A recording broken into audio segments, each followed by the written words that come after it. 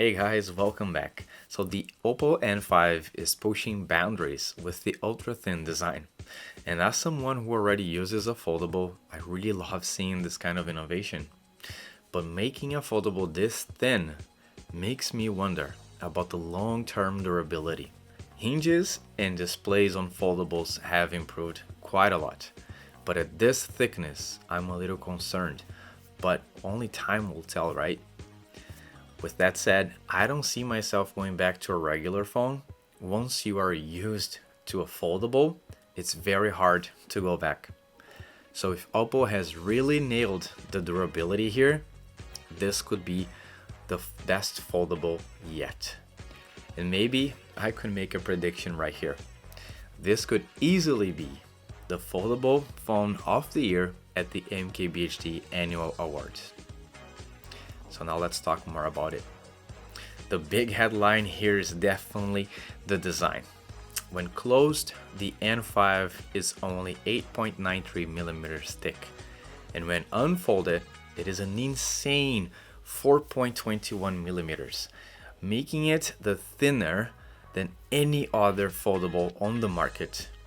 And despite the ultra thin profile, it has an IPX9 water resistant rating, which is very rare on foldables.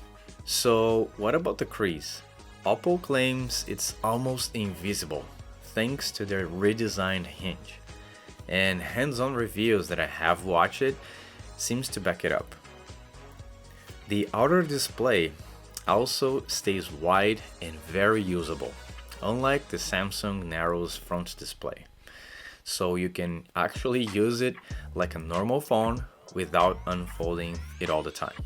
Inside, you have a huge 8.12-inch LTPO AMOLED 2K display with 120 Hz refresh rate and 2100 nits of peak brightness that is definitely holding up very well outdoors.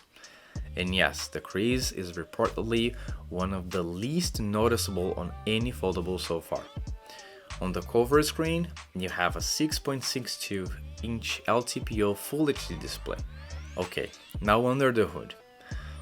Oppo went with the Snapdragon 8 Elite with up to 16 gigs of RAM and 1 terabyte of internal storage, which means top-tier performance for multitasking, gaming, or anything you throw at it.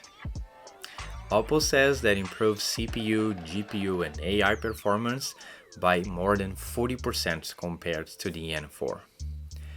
That processor has brought performance gains to other phones such as the Galaxy S25 lineup and definitely the OnePlus 13. AI features include the bread and butter of most smartphones in today. The tools like call and document summaries, translations, and AI eraser for photos. It also has a new software trick like the improved split screen mode, which is the O Plus Connect, which lets you remotely control your Mac device straight from your phone. That is pretty cool actually. Now, the cameras. Usually on foldables they are not a priority, but Oppo is bringing a solid setup here. It's a 50 megapixel main sensor, an 8 megapixel ultra wide, and a 50 megapixel periscope telephoto with a 3 times zoom. And both selfies are 8 megapixel on the cover screen and in the main screen. Pictures should look great, but it really depends on the color science applied to the photos and if you are going to actually like it. Battery life is very solid, with a 56 mAh battery is one of the biggest in any foldable. Oppo says that the N5 will last up to 25 hours of continuous video streaming, and it supports 80 watts wired charging and 50 watts wireless charging. It will definitely have more than a day's life of battery. And just for comparison, my Zippo 5 has a 44 mAh battery, and it definitely holds for a full day. Now here's the catch. Unfortunately, the N5 is not launching in the North America market, and the price it's about $2,000 USD. That makes it a premium device, but for sure it's way cheaper than the competition. And if you are into foldables, this might be just the one for you to get it.